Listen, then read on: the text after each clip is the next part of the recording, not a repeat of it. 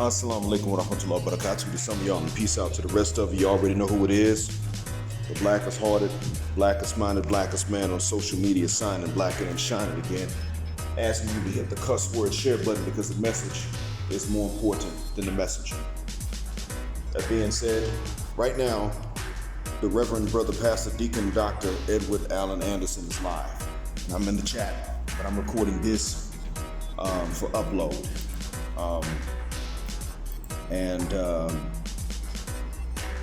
The thing is that I'm enjoying this partially because I'm silencing people that want to be one-sided. If you're one-sided and you're against men and you're trying to correct men, I'll let you talk a few times, say something, and then I just put you in timeout. There's no more room to be tolerant of dissent, so to speak. To listen to it, to find out who is dissenting and what they're dissenting about is one thing. But once you identify dissent, there's really not a necessity to tolerate it in an arena that you control, in a domain you control. Anyway, that being said, let me go ahead and get to this particular message here. I want to give a shout out to JR because he's in the chat saying this is bald-faced BS. Vast majority of men have never felt entitled to dimes. That is true. I never felt entitled to dimes till I learned about the manosphere. Now, yes, I feel entitled to dimes. I don't just feel entitled. I actually have been willing to do the work that entitles me to dimes in every part of the world, that entitles any man to dimes in any part of the world except for the West, and more so, Nig America. And I said it just like that. No apologies. Anyway, this is regarding the tendency of women to get their minds right after the wall or after becoming single moms or both. That's why I'm recording this. And more importantly, this recording is about what we men must do in response. There will be many women who come off of that feminism and misandry, and they'll leave it. But the tendency is for them to come off of it and leave it after the wall or after another man's kids or some combination. And what's rare, to the point that I haven't witnessed it yet that I can remember, is a young woman at the best of her market value getting off of that feminism and misandry before she ages or has another man's kids, somehow lowering the value. Before they come across whatever it is that causes their market value to decline. Now, some people say SMP, some people say MMV, meaning marriage market value. I'll call it the mating market value, simply to cover both of them. Now understand, women will say that I am conflating their preferences with rabid feminism and misandry, and to that I say they are mother cuss word right. I am conflating them intentionally at that. I mean to conflate these two because they conflate their preferences with standards because of feminism and misandry. Conflating a preference with a standard is feminism and misandry when they do it. I would say that the opposite is chauvinism and misogyny when we do it, but we don't do that. We're not allowed. Our preferences, even when they're reasonable, they artificially make them unreasonable.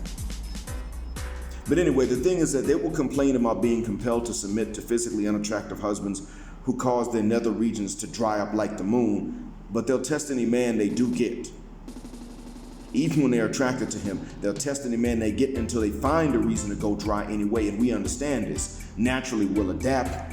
So the next step for them is to say that we're insecure, as I talked about in my second to last upload.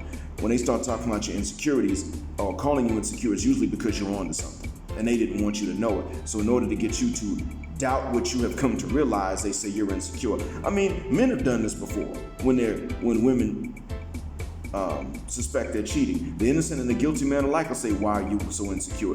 The innocent man will say it because he really doesn't understand. The guilty man knows he's gaslighting her. But that's something actually that I would say that men have learned from women, at least in the context of our culture. It's a way for them to trick you or me out of the awareness of their exact ways so that we stay confused about them even after we figure them out already. So yes, I am conflating feminism with their unrealistic standards, and this is for the purpose of comprehension, not because I can't separate the two concepts in my mind. So when women become somehow conscious of something other than their own needs and wants, only after their 30th birthday or only after becoming a single mom, then at that point, we need to make it clear to them unanimously that we accept their better wisdom on one hand, to be fair, but that they can only find a man on condition that they offer free pom-pom. It doesn't mean that they're completely worthless as human beings or as promoters of whatever their cause is.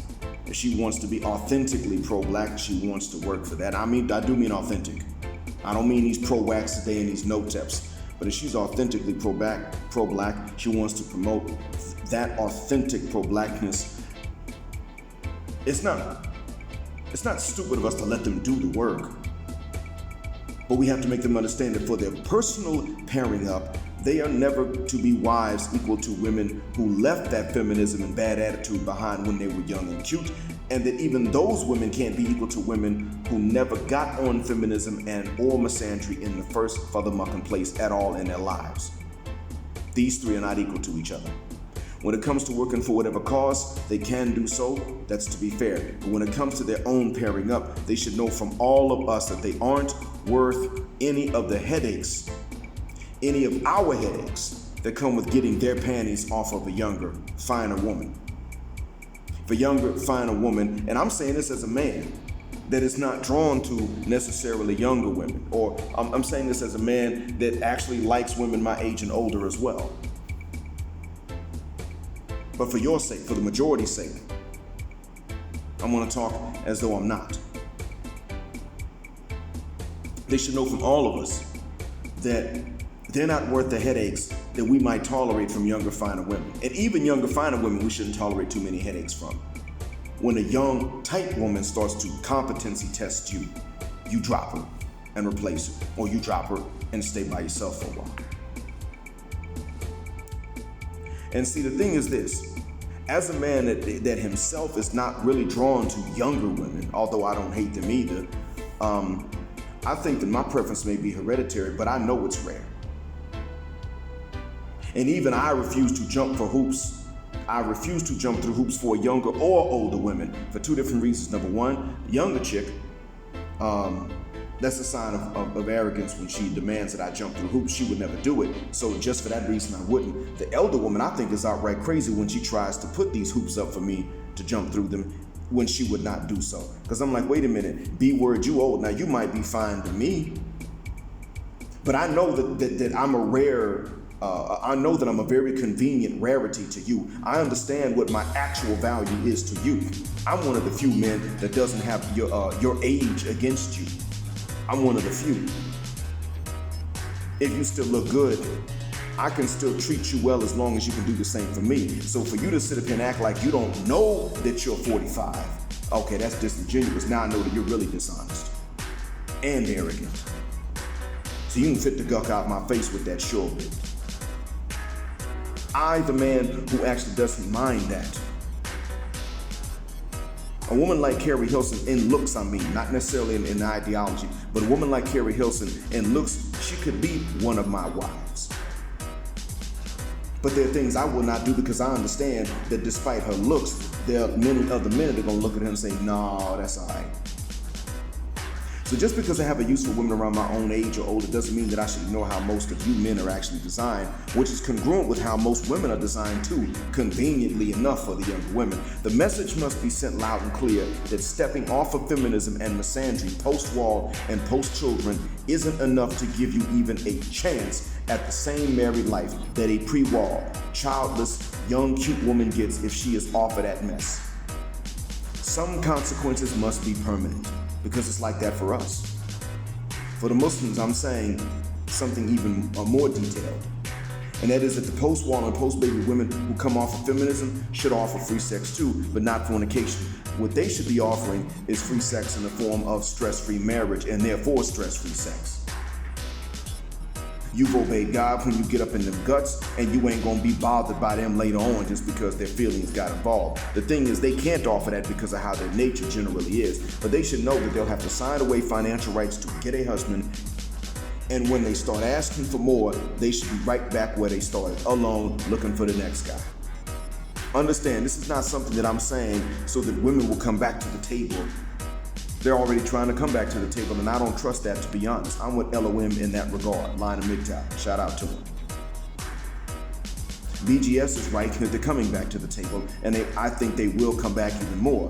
I'm with LOM in the regard that I don't really trust them. Though they're coming back, look what it took. And we have every right as men to demand collectively that they come to the table before calamities and catastrophes hit them in their pocketbooks and take away that strength and independence and don't need no man. We have every right to demand that they be smart enough and wise enough to come to the table before stuff like that with the same amount of humble pie they want us to eat. See, in our age groups, meaning mine and Lion's age groups, these women will only still be using us when they come to the table, but maybe they'll accept being used in the process in exchange, and maybe not. Most will not accept being used in exchange for them using the men. You love me, I use you. That is going to be their ethos. They'll still insist on taking more than they give, hands down, because they're not yet convinced of our equality to them, let alone any superiority of ours over them. I say what I say here because it will be at least a generation before most of us are gone to the non-West. And that's if all other nations aren't indoctrinated by that point. But I still want the age groups yet to reach puberty to have a shot at making it work when they're old enough. I still want you gentlemen listening to have a shot at having some worthwhile daughters-in-law when your sons are old enough. These little girls now have only one shot at becoming worthwhile though, and that is to see the current adult women go through a lack of options. That's it. If they don't see that the current adult wicked witches of the West have lost options, then the little ones are going to grow up to become wicked witches too, because they will have seen no consequences. The decision each lady will make in her life is hers. But the options and consequences they have with each choice are up to us. We're already united on not punishing the good behavior of innocent women. Be also equally united on not rewarding the bad behavior of the wicked witches of the West. Thank you for listening. Black heart, black mind, blackout, black, heterosexual, non-select, male power, just because she doesn't like it, and black patriarchy, until extinction or judgment day.